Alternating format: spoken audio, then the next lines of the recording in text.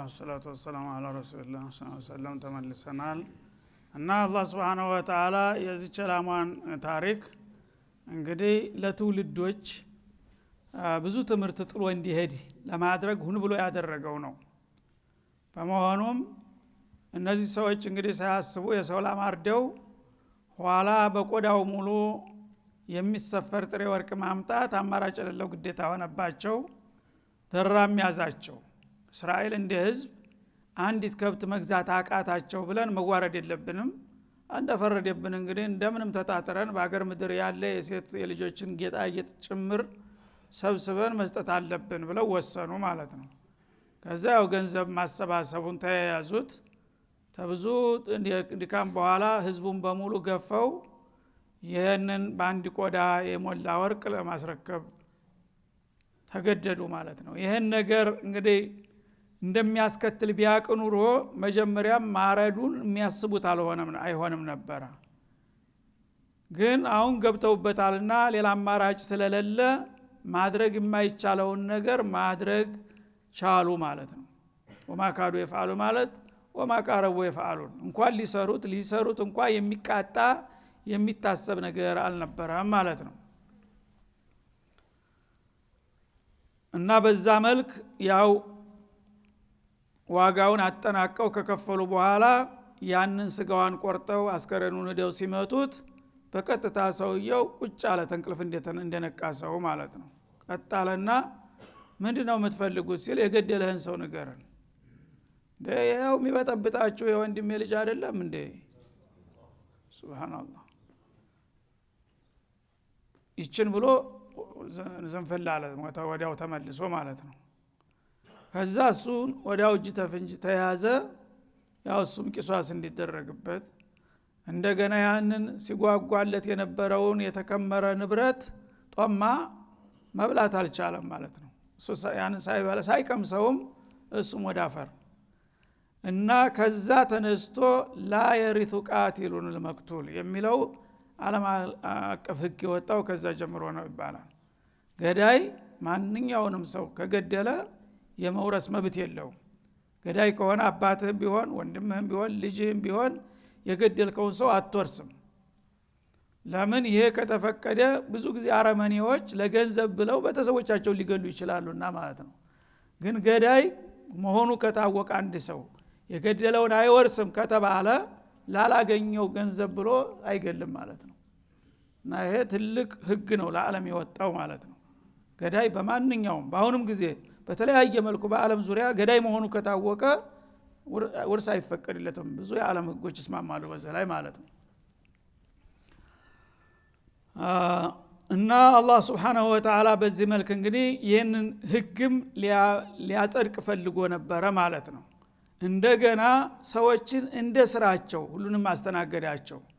እነዛ ተንኮለኞችና ራስ ወዳድ ስግብግቦች የአላህን ነብይ ያመናጨቁ ያደረቁ ያላስፈላጊ ሁሉ ጥያቄ የሚደረድሩት አንዳ አደጋግማቸውና ብዙ ችግር ገንዘብ እንዳያወጡ ነበረ።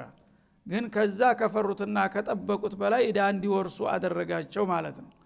በተቃራኒው ደግሞ የዋሆቹ ቤተሰብ ያቺ የቲም አሳዳጊ አሮጊት ልጇ ጋር አላህን ትፈራ ነበር። እሷን ደግሞ ባልጠበቀችው ምን ሐይቱ ላይ ያህተሲብ አላህ ሀብታም አደረጋቸው በአንድ ጊዜ በቆዳ ሙሉ ወርቅ ሰጥቶ ማለት ነው። እና አኺራ ብቻ ሳይሆን ደግ መስራት ለራሱ እንደሚባለው ደጎች እዚሁ ዱንያም ላይ አላህ ባላሰቡት መልክ አላህ ካሳ ይሰጣቸዋል። ተንኮለኞች ደግሞ ምንም ያህል ቢጠነቀቁ ለትዝብት ያህል እንጂ ከትንሽ ጊዜው በኋላ ቆፈሩት ጉድጓድ መግባታቸው የማይቀር መሆኑን ያሳያል ማለት ነው። እና ቀጥሎ ወይት ቀተልቱም ነፍሰን ይላል። ታሪክ ሲቀረብ እንደሚታወቀው ከመነሻው ተጀምሮ ወደ መጨረሻው ነበር የሚከደው። ቁርአን ብዙ ጊዜ እስሉቦቹ ያልተለመዱ ናቸው። እና አሁን የታሪኩን መነሻ መጨረሻ ያደርገዋል ማለት ነው። ተወገቡ ጀምሮ ተነገረን በኋላ ሙሳን ከብት ረዱ አላቸው ብሎ ነው የጀመረው። ለምን እንዴት የሚለው አልተጠቀሰም ነበር። ከብት እንዲያርዱ ያደረጋቸው ምክንያት ወደ መጨረሻ መጣ እንደገና ማለት ነው። ለምን? አንደኛ ሰው ለማጓጓት ማለት ነው። አንድ ነገር ያልጠበቀው ነገር እንዲያድርግ ከተባለ ለምን ማለት አይቀርም። ያመንሰውን ትፈልጋለህ ያ ነገር ለዚህ አይነት ከባድ አደጋ ወይም እዳ ያበቃቸው ምንድነው የሚለው ልብ ተንጠልጥሎ እንዲቆይና በመጨረሻ ይሄ ነገር የመጣበት ምክንያቱ ይሄ ነበር ብሎ የታሪኩን መነሻ እንደገና ዙሮ አሁን ሊጠቅሰው ነው ማለት ነው። ሁለተኛ የበኒ እስራኤሎችን ክፋትና ጥፋት እያጋለጠ ነው ያለው። ከመነሻው ጀምሮ ሰው ገለው ነፍሰ ገዳው ጠፍቶ እንደዚህ ተደረገ ቢባል አንድ ነው የሚሆነው ታሪኩ ማለት ነው። አሁን ግን ወቀሳ ስለተፈለገ ወንጀሎችን ለማባዛት መጀመሪያ ነብዩ ሙሳን ማመናጨቅና እንደዛ ማለት ራሱን የቻለ ወንጀል ነው። እንደገና ደግሞ የመጣው ደግሞ ሰው ገለው ነው ንጹሃን ሰው መብቱ ነው የገዛ ገንዘቡን አልሰጥም ቢል መገደል አለበት እንዴ? ምንም ቢሆን ይነወራል እንጂ ገንዘብ ካልሰጠህ ተብሎ አይገደልም ሰው። ስለዚህ ሰውን ያላግባብ መግደል ደግሞ ሌላ ራሱን የቻለ ወንጀል አድርጎ ለመቅረጽ ወደ ኋላ መጣው መንሰኤውን ማለት ነው። ወይ ቀተልቱም ነፍሰን ነፍስ በገደላችሁ ጊዜ ይላል። ያው በህብረተሰብ መካከል አንድ ሰው ከገደለ አካባቢው ሰው እንደ ነፍሰ ገዳይ ይወሰዳል። ለምን? ጸጥታ የህዝቦች የጋራ ስራ ነው። ጸጥታ እንዲከበር ሁሉም ሰው አስተዋጽኦ ማድረግ አለበት። በሰፈር ውስጥ ወመኔዎች ወሮበሎች ሲባልጉ እያየ ዝም ታልክ በሚፈጽሙት ወንጀል አንተ እንደ ሸሪክ ትቆጠራለህ ማለትን ያመለክታል ማለት ነው። የገደለው አንድ ሰው ነው። ግን አሁን አላህ ወይት ቀተልቱም ማለት ጀምዕ አድርጎ እና ያልጠበቀ ሰረቀ እንደሚባለው ማለት ነው። እነሱ አንድ ሰው ወንጀል ሲሰራ መቼም ህብረተሰብ ንቁ ከሆነ ያያል ባጋጣሚ እና ምን ልታረግ ነው በአገር ላይ ችግር ታመጣለህ ብሎ መቆጣጠር መቻል አለበት። ያን ጸጥታውን የማይቆጣጠር እንዝላል ከሆነ ህብረተሰቡ ባለጌዎች እየሰፉ ይመጣሉ ማለት ነው። ስለዚህ ነፍስ በገደላችሁ ጊዜ ይላል። እሱ ብቻ ሳይሆን የአካባቢው ህዝብ ራሱ ጸጥታውን የማስከበር ሚና እየተጫወተ አልነበረም። ስለዚህ እንደ ነፍሰ ገዳይ ተቆጠሩ ማለት ነው። በወትሮ ጊዜ ሽርጧ የሚባል ምናምን የለም። ህዝቡ ራሱ ሽርጧ ነው ለአካባቢው። በአሁን ጊዜ ለተወሰነ ጂሃዝ ተትቷል ይሄ ስራ ማለት ነው። እኔ ምን አገባኝ ሽርጧ ነኝ እንጂ ይላል። ምክንያት አለው ያሁኑ ሰው ማለት ነው። በዛ ጊዜ ግን ሁሉም ሰው ለሀገሩ ሽርጧ ነበረ። መሆንም ያለበት ይሄ ነው። ወሳኝ የሚሆነው ጸጥታ የሚከበረው ህዝብ ሲሳተፍ ነው። ህዝብ ያልተሳተፈበት ጸጥታ አስተማማኝ ሊሆን አይችልም ማለት ነው። ህዝቡ መረጃ ሲጠቁም ምን ሲል ባለጌዎችን በቀላሉ መቆጣጠር ይቻላል። ህዝቡ ግደለሽ እናንዝላል ከሆነ ግን የሰለጠነ ኃይል እንኳ ቢኖር በቂ ውጤት ሊያመጣ አይችልም ማለት ነው። እና ነፍስን በገደላችሁ ጊዜ ፈዳረቱን ፊሃ በዛ በተገደለው ነፍስ ገዳው ማን እንደሆነ በተከራከራችሁ ጊዜ ይላል። ተዳፋቱም እክተለፍቱም ማለት ነው። የሟች ወገን እናንተ ሰፈር ነውና የተገኘው እናንተ ተጠያቂ ናችሁ ሲል የተገኘባቸው ወገኖች ደግሞ እኛ ይሄን ነገር አናውቅም ምናልባት እናንተ አድርጋችሁ ጥላችሁት ይሆናል ብላችሁ ስትጓተቱና ስትወዛገቡ ይላል ማለት ነው። የነበረውን አውሳላቸው ወላሁ ሙኽሪጁን ማ ኩንቱም ተክቱሙን እናንተ ተደባብቁት የነበረውን ነገር አላህ አጋላጭ ነውና ይሄው በዚህ መልክ ያንን ወንጀል የሰራውን ሰው በመካከላችሁ እናንተ ህዝብን እያመሳችሁ ከወንጀለኛ ጋር አብራችሁ እናንተ ናችሁ እያላችሁ ነበር። አላህ ግን የደበቃችሁትን ነገር እንደዚህ አድርጎ የሚያጋልጥና የሚያወጣ ነው ይላል ማለት ነው። ፈቁልነ ضربوه ببعضها እና ያችላም ከታረደች በኋላ ከላሚቱ በተቆረጠ የአካል ክፍል አስከሬኑን ምቱት ብለን በሙሳ አማካይነት ትእዛዛችንን ሰጠን ይላል። ከذلك يحيي الله الموتى በዛም መሰረት ያዋጋውን ከከፈሉና ስርዓት ታሟሉ በኋላ በስጋው አስከሬኑን ሄደው ሲመቱ አላህ ልክ እንዳለው አስነሳው ሰውየውን። እሱን ብቻ ማስነሳት አይደለም አላማዬ ይላል። እንግዲያውሳ በባዕስ የሚጠራጠሩ ሰዎች አሉ ነበር። ሰው ተሞተ በኋላ እውን ይነሳል የሚሉት ሰዎች መልስ እንዲያገኙ ብዬ ነው ይሄን ያደረኩት ይላል አላህ Subhanahu Wa Ta'ala። ከذلك يحيي الله الموتى ይሄንን ሰው የገደለውን እንግዲህ ያ ሁሉ ጭቅጭቅ እስከሚደረግ ቢያንስ ሳምንታት ወራት አስቆጥሯል። አስከረኑ ሙፈተት ሆኗል ማለት ነው። ተበላሽቷል፣ የተበታተነ ነው። ያን ያህል የቆየ አስከሬን እንደገና በስጋ ሲመታ እንደነበረ ዲኖ መነሳትና መግለጫ መስጠት ምንድነው የሚያሳየው? አላህ የውመል ቂያማ ሲሆን ፍጥረታትን ከመቃብር ያወጣቸዋል የሚለውን አባባል ማረጋገጫ አደረኩት እግር መንገዴን ይላል ማለት ነው። ይሄው ይሄን ሰውዬ ሲነሳ እያችሁ አይደለም? ስለዚህ እናንተም ነገ ትነሳላችሁ ምላችሁ እኮ እንደዚህ ነው። ሙታንን አላህ እንደዚህ ነው የሚያስነሳው። አንድን ማስነሳት ከቻለ ሌሎቹንም ማخلقكم ولا بعثكم الا كنفس واحده ምንም ልዩነት የለውምና ለባዕስም ተጨማሪ መረጃ እንዲሆናችሁ ብዬ ነው ይላል ማለት ነው። ወዩሪኩም አያቲህ አላህ ሲፈልግ ተአምሩን እንደዚህ ያሳያል። ለምን ለዓለኩም ተዕቂሉን አላህ የፈለገውን ነገር ለማድረግ ፍጹም ቻይ መሆኑን ትረዱ ዘንድ ይላል ማለት ነው። ሰዎች እንግዲህ በተለምዶ አምነናል ቢሉም ባይን እንደታየው ነገር አይደለም። ባይኑ ካየ ግን ሞታን ሲነስ እኔ ራሴ አይቻለሁኝ ብሎ ከዛ በኋላ ማንም ሰው ሊያሸክከው ቢሞክር አይችልም ማለት ነው። ታይን በላይ ምን ምስክር አለ? እኔ አይቻለሁ ሰው ሙቶ ሲነሳ ይላልና ሰው ሙቶ ለመነሳትና በሰራው ስራ ለመጠየቁ ተጨባጭ መረጃ እንዲኖራችሁና ግንዛቤያችሁ እንዲሟላ ብዬ ነው ያደረኩላችሁ ይላል። እና ሌላም ትልቅ የጠቃሚ ትምህርት ተገኘ ማለት ነው። ማንም ካፊር ሙናፊቅ ሰው ተሞተ በኋላ ማን ሲመለስ አያችሁ የት አለ ይላል። ግን አለ በታሪክ ስትለው ያዩ ሰዎች አይነ ምስክር ሰጥተዋል ከተባለ እልባት አገኘ ማለት ነው። ይህንን ክስተት ያዩ ሰዎች እንግዲህ ምንድን ነበር የሚጠበቅባቸው? የመጨረሻ አላህን ፈሪዎችና ጥንቁቆች ቅኖች መሆን ነበረባቸው። ለካ አላህ እንደዚህ ነው፣ እኛ ባናየውም እሱ በቅርብ ይከታተለናል እና ካሁን በኋላ ጌታ የማይወደው የማይፈቅደው ነገር ትርጉ ብለን አናደርግም ብለው እንደ መልአክ ሊሆኑ ነበር የሚጠበቀው። ግን እናጅሬ ምን ሆነ አቋማቸው? ከዛ በኋላ ثم قست قلوبكم من بعد ذلك ይህንንም ጉዳይ አይታችሁ እንደገና ልቦቻችሁ ደረቁባችሁ የባስ ይላል። በኒ እስራኤል ባወቀ ቁጥር እየደረቀ ነው የሚሄደው ጭራሽ ማለት ነው። እና ይህንን አይቶ እንግዲህ ማንም ሰው ካሁን በኋላ ለዱንያ ብዬ ለጥቅም ብዬ ነው የሚለው። እነሱ ግን ይህንን ጉዳይ አይተው ልባቸው የበለጠ ደረቀ። ሐቅ ነገር አይዋጥላቸውም፣ ሸር ነገር ደግሞ ወደ ኋላ አይሉም ማለት ነው። ለምን? ልባቸው ከመድረቁ ብዛት የተነሳ ልበደንዳናዎች ናቸውና ማለት ነው። ፈሄ ከልሂጃራ የልባችሁ ድርቀት ምን ያህል ነው መጠኑን ለማወቅ ከፈለጋችሁ ልክ እንደ ጥቁር ድንጋይ ነው ይላል አላህ Subhanahu Wa Ta'ala። የእስራኤል ልብ እንደ ድንጋይ ነው። የድንጋይ ያህል እንግዲህ ልብ እንደምታውቁት ልክ እንደ ጉበት ነው። እንዲበጣት ብትለው ፍትፍት የሚል ነገር ነው። ደም የረጋ ደም ነው ልብ።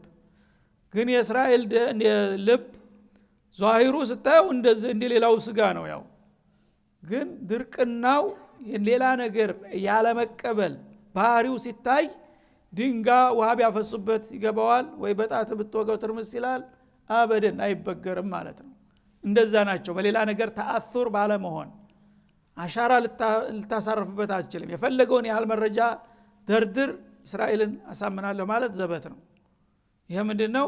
ማዕናዊ የሆነ መንፈሳዊ የሆነ ድርቀት ማለት ነው። ዛሂር ልቡ እንደ ድንጋይ ሆኗል ማለት አይደለም። ግን በማዕናው በእስራኤል ልቦና ውስጥ ሐቅ አስገባለሁ ተቀባይነትን አሳርፋለሁኝ ማለት ድንጋን እንደዚህ በጣቴ በወጋው ይተረመሳል እንደማለት ነው።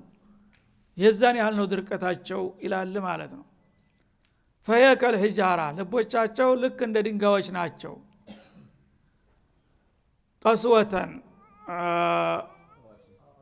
አው አሸዱ ቀስዋ ወይም ደግሞ አው አሸዱ ማለት እዚህ ላይ በል እንደማለት ነው። አው ቢማዕና በል ትመጣለች። በል አሸዱ ቀስዋ እንዳውም እንደ ድንጋይ አይበቃም የነሱ ልብ ድርቀት ተዛ የከፋ ነው ይላል ማለት ነው። ተድንጋይ የከፋ ደረቅ ነገር ምንድነው? የለም አለኩ አዮ ብረት ነው ድንጋይን የሚከተክተው አይደለም እንዴ? እና ስለዚህ ቁል ኩኑ ሂጃረተን አው ሐዲዳ ይላል ሱረቱል ኢስራ ላይ አይደለም? ድንጋይ መዶሻ ከመጣ ወደሉን ድንጋይ ሁሉ ወደ ፈረካክሶ ነው የሚጥለው አይደለም? ወይ እንዳውም ከዛ የበለጠ የደረቀ ነው ማለት እንደ ብረት ነው የእስራኤል ልብ ነው የሚለው ማለት ነው። ከዛም በላይ ሊሆን ይችላል። አው አሸዱ ቀስዋ በድርቅና ከድንጋይም ይልቅ የበለጠ ነው ማለት ይቻላል ይላል። ስለዚህ አው የሚለውን እንደተለመደው ወይም በሚል ሳይሆን ይልቅም በሚል ቢተረጎም ነው የሚሻለው ማለት ነው። እንደ ድንጋይ የደረቀ ነው፣ እንደ ድንጋይ የማይበቃው ይልቅም ተድንጋይ የባሰ ነው። አው አሸዱ ቀስዋ ለምን ወኢነ ሚነል ሒጃራ ከድንጋዮች መካከል ለማ የተፈጀሩ ሚንሁል አንሃር ጅረቶች የሚፈነዱባቸው ቦታ ታገኛለህ ይላል። ትልልቅ ጅረቶች እንዳባይ ያሉ ወንዞች መነሻቸው ላይ ስትሄድ ድንጋማ ቦታ ነው፣ እንደ ምንጭ ነው የሚወጡ የሚፈሉት ማለት ነው። ድንጋይ የመጨረሻ ደረቅ የሚባል ፍጡር ነገር ነው። ግን ከመሃሉ ውሃ ሲፈልቅ ስታገኝ ከርጥበት ጋራ ዝምድና አለው ማለት ነው። ድንጋይ ከሱ ውሃ ተፈለቀ የመጨረሻ ደረቅ ነው አይባልም ድንጋይ ማለት ነው። አንድ እና የተፈጀሩ ሚኑል አንሃር ተባዶ ተደራረበው ለምጣ ድንጋይ ውስጥ ውሃ እየተተለገለገ ሲወጣ ማየት ምን ማለት ነው? ድንጋይና እርጥበት አይጣሉም ይዛመዳሉ ማለትን ያመለክታል ማለት ነው። ወኢነ ሚንሃ አሁንም ከናንተ ልቦናዎች ከዛ ከድንጋዮች መካከል ደግሞ ሌሎቹ ድንጋዮች ለማይሸቀቁ የሚሰነጠቁ ድንጋዮች ታገኛለህ ይላል። ፈየኽሩጁ ሚንሁ ልማ ከዛ ከድንጋዩ ስንጣቄ መካከል ምንጭ ውሃዎች ይወጣሉ ይላል። የመጀመሪያው ጅረት ትልልቅ ጅረቶች የሚነሱት ከድንጋማ ቦታ ነው። ይሄ የተረጋገጠ ጉዳይ ነው ማለት ነው። ሁለተኛው ደግሞ ጅረት እንኳን መሆን ባይችል ተራ ምንጮችም ብዙ ጊዜ በዳገት ላይ በየዋሻው የምታያቸው ተራ ምንጮች ከድንጋማ ቦታ ነው የሚመነጩት። ያው ተለል እያሉ ትንሽ እየተንጠባጠቡ ከድንጋው ይወጣሉ ማለት ነው። አሁንም ድንጋይ ከርጥበት ጋራ ብዙ አይጣላም ማለትን ያመለክታል ማለት ነው።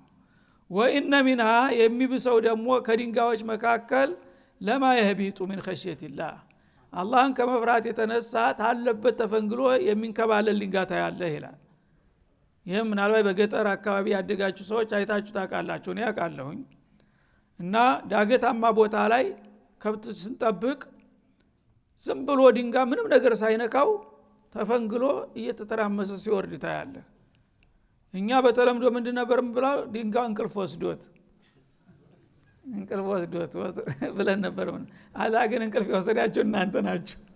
ድንጋይማን ይህን ፈርቶ ነው የሚንከባለለው ይላል። ሱብሃንአላህ ጌታውን ፈርቶ ተመፍራቱ የተነሳ ታለበት ምንም ነገር ሳይነካው በገዛጁ ተፈንግሎ ይወርዳል። ይሄ እንግዲህ የአላህ ቃል ባይሆን ኑሮ ለመስማት መረዳት የሚቻል ነገር አይደለም። ግን አላህ አስደቁል ቃኢልን ነው የተናገረው። ለምን እዚህ ሱራ መጀመሪያ ላይ አንድ ነገር አሳልፈናል። ምን የሚል ነው? ድንጋይ ያነሳ ነገር የለም። ማን ነው? ተዛ ሌላ እሱ አንድ ነው። እሱም አንድ ጥሩ መረጃ ነው። ከዛ በፊት ወቁዱሃ الناس والحجاره ወቁዱሃ الناس والحجاره ድንጋይ ለምንድን ነው አላህን የሚፈራው እንዳትል ማለት ነው። አላህ የጀሃነምን እሳት ሰዎችና ድንጋይን ሞላባታለሁ ይብሏል። ስለዚህ ድንጋይ እንኳን በድንጋይነቱ ደረጃ እኔ ሆንኩኝ ለጀሃነም የታጨሁት ብሎ ሲጨነቅ ታለበት ቦታ ተፈንግሎ ይከባለላል ይላል።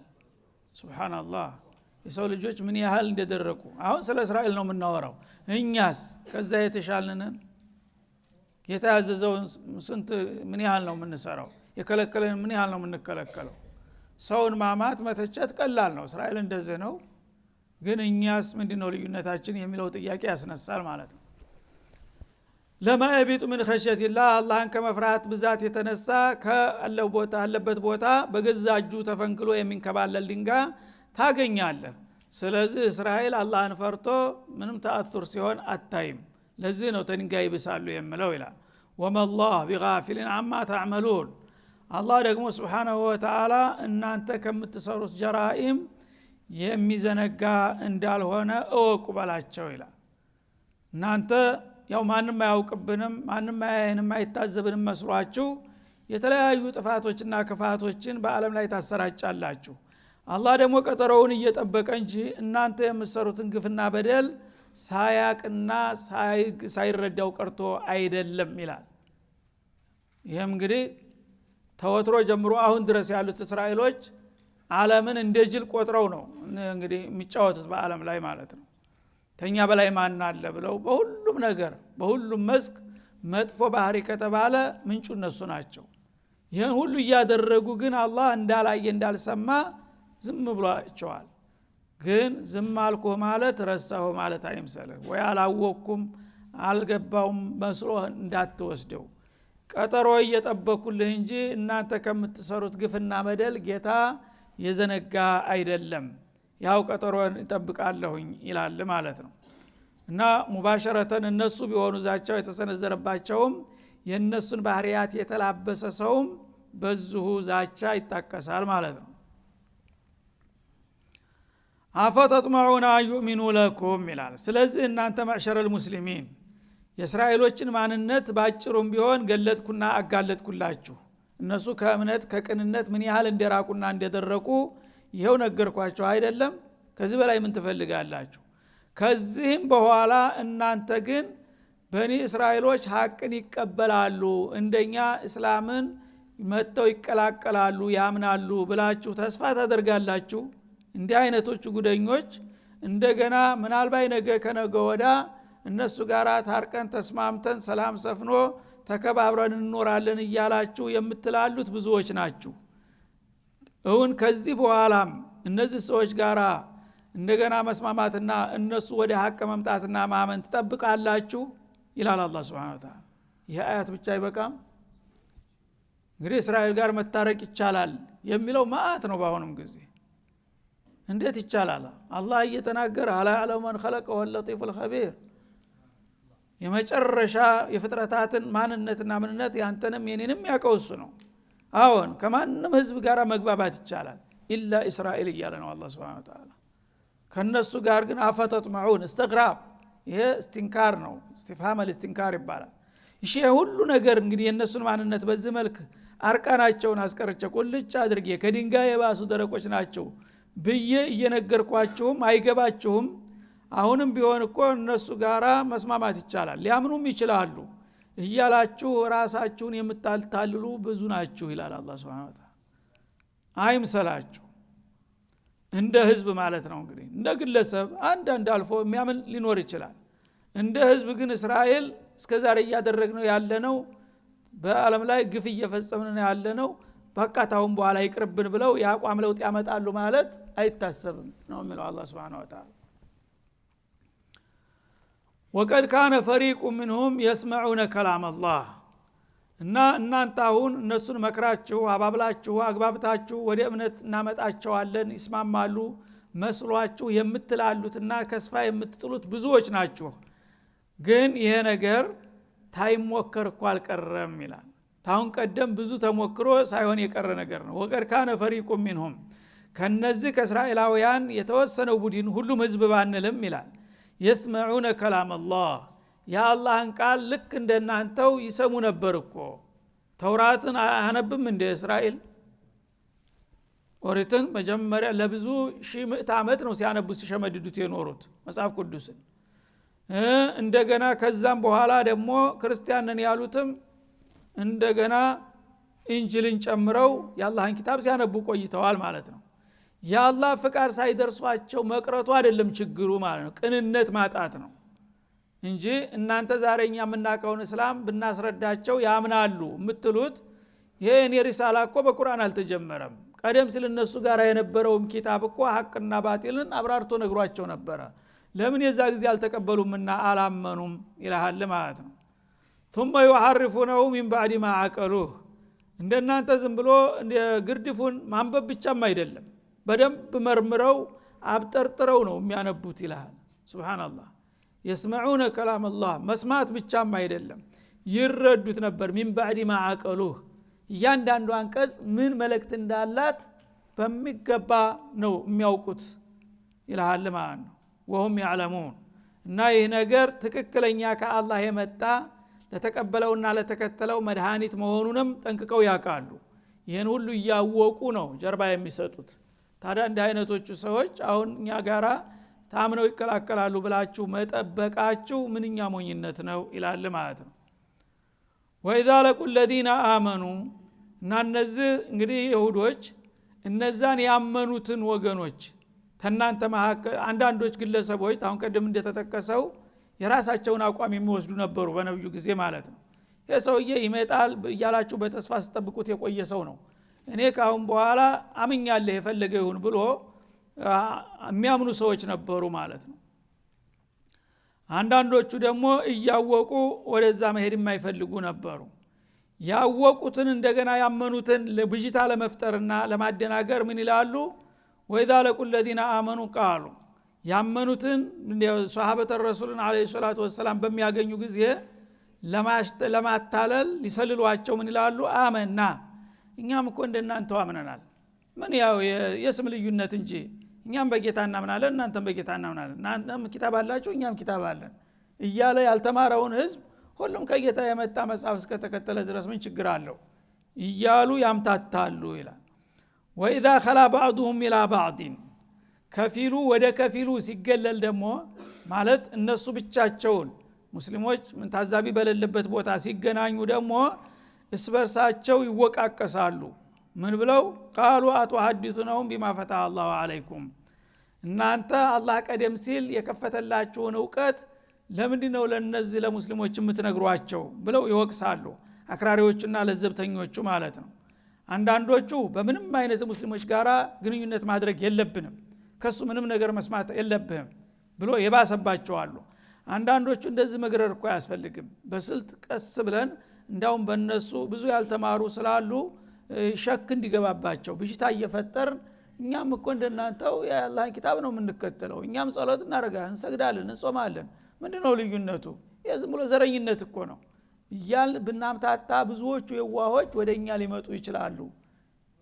እኛ ስልታዊ አካሃር ነው ይርኛ እናንተ ግን አክራሪዎች ናችሁ እያሉስ በርሳቸው ይጎነታተላሉ። በስልት ነው የተለያዩት ሁላቸውም ግን በተንኮል አንድ ናቸው ማለት ነው። እና ከፊሉ ወደ ከፊሉ እንትን በሚል ጊዜ እኛም እናውቃለን እኮ የመጨረሻው ነብይ እንደሚመጣ ታንተ በፊትን ያውቃለሁኝ ተውራት ተናግሯል ይልሃል ማለት ነው። ግን የዓለም ነብይ ሳይሆን የአረብ ነብይ ነው የሚመጣው ይልሃል። እኛ ግን መጀመሪያ አበክሮ ጌታ የላከልን እኛን ስለመረጠን ነውና እኛንን ህጋዊዎች የተከተላ ነው ዝም ብሎ የኛ ቋንቋ ለማይገባቸው ለኋላ ቀረኞች ለግመል እረኞቹ ብቻ የመጣ ንዑስ ነብይ ነው ይልሃል ማለት ነው። ያ ጊዜ ያላወቀ ሰው እንግዲህ ግራ ይጋባል። ምክንያቱም የሥራ ልምድ አላቸው ዕውቀት አላቸው ማስረዳት ይችላሉ። እንደዚህ ለማድረግ ለምንድነው ሌሎቹ አክራሪዎች ግን መጀመሪያውንም ነብይ የሚባል እንደ ተአረብ ይወጣል የሚለውን መቀበላችሁ ስተት ነው ራሳችሁ መረጃ ሰጣችኋል ይላሉ ደግሞ ሌሎቹ ማለት ነው። የአረብ ነብይ ይመጣል የሚሉት እንግዲህ ትንሽ የተሻለ ልዝብተኛ ናቸው። ገደቡት እንጂ ስልጣኑን ነብይ በመሰረቱ እንደሚመጣ መሰከሩ ማለት ነው። ሌሎቹ ግን ይሄንን ለምን ትላላችሁ? ይሄንን የመጨረሻ ነብይ እንደሚመጣ ከእስራኤል ውጭ ከነገራችኋቸው መረጃ ቀበላችኋቸው ማለት ነው። አላህ ያሰጣችሁን መረጃ ለምንድነው ለጥላት የምትሰጡት ብለው ይቆጧቸዋል ማለት ነው። ፈተህ አላህ አለይኩም ማለት አዕለመኩም الله بالتوراة በተውራት በእንጂል ያሳወቃችሁን ሚስጥር ለምን በመጠንስ ቢሆን ለነሱ ትነግራላችሁ? ለምን ይሄን ካረጋችሁ ሊወሃጁኩም ቢሄ እንደ ረቢኩም ጌታችሁ ዘንዳ ነገ ይከራከሯችኋል። እናንተ ራሳችሁ የመጨረሻ ነብይ ከሌላ ዜጋ ሊመጣ ይችላል ብላችሁ ነግራችሁናል ብለው ጌታ ፊት ቢከሷችሁ ምን ሊበቃችሁ ነው ይላሉ ማለት ነው። ስለዚህ የሰው ልጅ ብልጥ በሆነ ቁጥር ጅል ይሆናል ማለት ነው። አላህ ጠበቆቹ ታልነገሩት አያውቅም ማለት ነው። አሁን እኮ እናንተ የመጨረሻ ነብይ ይመጣል ብላችሁ ተነግራችኋቸው ሙስሊሞች ነገ ጌታ ፊት ያጋልጡናል እሱ ራሱ የመጨረሻ ነብይ ይመጣል ብሎ ገሌ ነግሮኛል ሲል ምን ይበቃሃል ይለዋል። እሱ ካልከሰሰ ግን አላህ አያውቅም ይሄን ነገር ማለት ነው። عند ربكم ጌታችሁ ዘንዳ ይከራከሯችኋል በሰጣችኋቸው መረጃ አፈላ ታቂሉን ሱአ ተሰርፊኩም ይሄ አሰራራችሁ ስተት ምን ያህል አስቀያሚ እንደሆነ አይገባችሁም? በገዛጃችሁ ራሳችሁ አደጋ ውስጥ ጨምራላችሁ ብለው ይጮሁባቸዋል ማለት ነው። እነዘኞቹ ግን አይ እንደዚህማ ማለት ምንም ቢሆን ተውራት የመጨረሻ ነብይ ተሌላ እንደሚመጣ ተናግሯል እንዴት እንዲህ ሊሆን ይችላል? እና በመሰረቱ እንዳውም ሌላ ሊመጣ ይችላል ግን እኛን አይመለከተንም ሌሎቹ ዲል ያልደረሳቸው ነው ብለን ብንከራከር ነው የሚሻለው እያሉ ይጓተታሉ። ግን ሁለቱም ያው ስተተኞች ናቸው አካዳቸው ይለያይ እንጂ ማለት ነው። አወላ ያዕለሙን አለ አላህ ለዚህ መልስ ለመሆኑ እነዚህ ሰዎች አይገባቸውምን አላህ ሱብሓነሁ ወተዓላ ያዕለሙ ማ ዩሲሩን ወማ ዩዕሊኑን እነሱ ምስጥር አርገው ደብቀው የሚይዙትንና ይፋ አርገው የሚያውጁትን ነገር እኩል አርጎ እንደማያውቅ አይገባቸውምን እንግዲህ ሙስሊሞቹ እነዚህ ሰዎች እንደይ ብለው ነበር ብለው ለኔ ታላቀረቡልኝ አጀንዳ እኔ አላውቅም ማለት ነው እኔ ደግሞ በአለም ደረጃ የሚደበቀውንም ይፋ የሚደረገውንም አውቃለሁኝ ይህ አልገባቸው ምን በል እንደዚህ የሚሉትን ሰዎች ይላል هذا وصلى الله وسلم على النبي وإلى اللقاء